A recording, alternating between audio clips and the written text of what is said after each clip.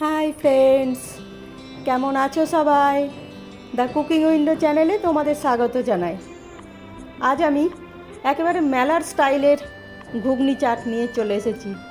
ঠিক যেমন মেলাতে সাজিয়ে গুছিয়ে দেয় সেই রকম।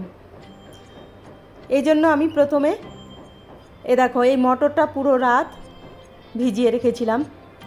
তারপর এটাকে আমি কুকারে দিয়ে দেবো, আর এর সঙ্গে আমি একটা আলুও দিয়ে দেবো, আর দেবো 1 চামচ তেল।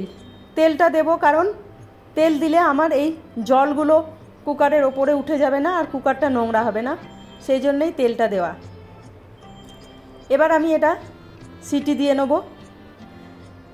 2টো সিটি দিয়েছিলাম মাঝারি আঁচে। এই যে দেখো সুন্দর সেদ্ধ হয়ে গেছে, আর আলুটা আমি এখন বের করে রেখে দেব। এবার আমি একটা কড়াই বসাবো। কড়াইয়ে আমি 2-3 চামচ মতন তেল নেব। তারপর তেলে একটু শুকনো লঙ্কা আর জিরের ফোড়ন দেব। তারপর জিরেটা ভাজা হয়ে গেলে ওর মধ্যে আমি পেঁয়াজ কুচি দিয়ে দেব। তারপর পেঁয়াজ কুচিটা আমি খুব সুন্দর করে ভেজে নেব, লাল লাল করে ভেজে নেব।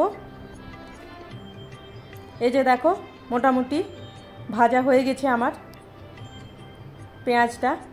এবার এতে আমি 1 চামচ মতো আদা রসুনের পেস্ট দিয়ে দেবো, আর সঙ্গে সঙ্গে একটু হলুদও দিয়ে দেবো।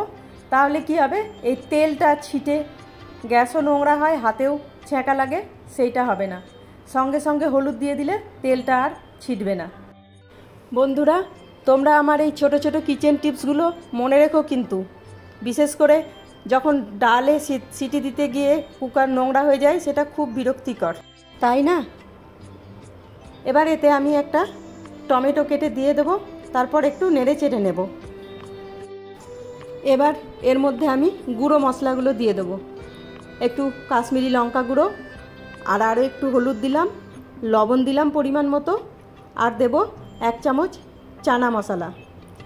আমি চানা মশলাটা দিলাম, জিরে গুঁড়ো বা ধনে গুঁড়ো দিলাম না, কারণ মাঝে মধ্যে একটু টেস্ট আলাদা খাওয়ার জন্য আমি এই চানা মশলাটা নিয়ে রাখি, আর চানা মশলাটা খুব ভালোও হয় টেস্ট।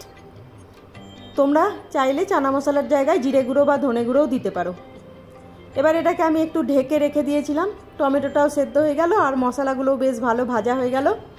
আর যে আলুটা আমি তুলে রেখেছিলাম, সেই আলুটা এবার হাতে একটু ম্যাশ করে দিয়ে দিলাম। দিয়ে আলুটাও আমি মশলার সঙ্গে ভালো করে ভেজে নেব। ভাজা হয়ে গেলে তারপর আমি সেদ্ধ মটরটা এর মধ্যে দিয়ে দেবো, আর ওতে একটু জলও দিয়ে দেবো। জলটা তোমরা যেরকম পছন্দ করো সেই রকম দেবে। দিয়ে এটাকে আমি ফুটতে দেবো। বন্ধুরা, আমার রেসিপি যদি তোমাদের পছন্দ হয় তাহলে একটা লাইক কমেন্ট অবশ্যই করে দিও, আর বন্ধুদের শেয়ার করে তাদেরকেও দেখার সুযোগ করে দিও। আমি এবার ওপর থেকে অল্প একটু গরম মশলা ছড়িয়ে দিলাম, আর একটু ধনেপাতা দিয়ে দিলাম। দিয়ে ব্যাস হয়ে গেল আমার ঘুগনি রেডি। এবার এই ঘুগনিটাকে আমি চাট বানাবো। তো এই চাট বানানোর জন্য কি করব, এটাকে পুরো আমি সাজিয়ে দেবো প্লেটে। তারপর এর মধ্যে একটু পেঁয়াজ কুচি, একটু লঙ্কা কুচি, একটু চানাচুর,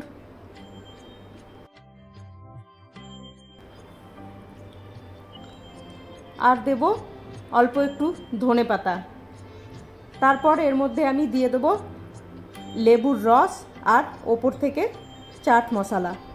ব্যাস ঘুগনি চাট রেডি।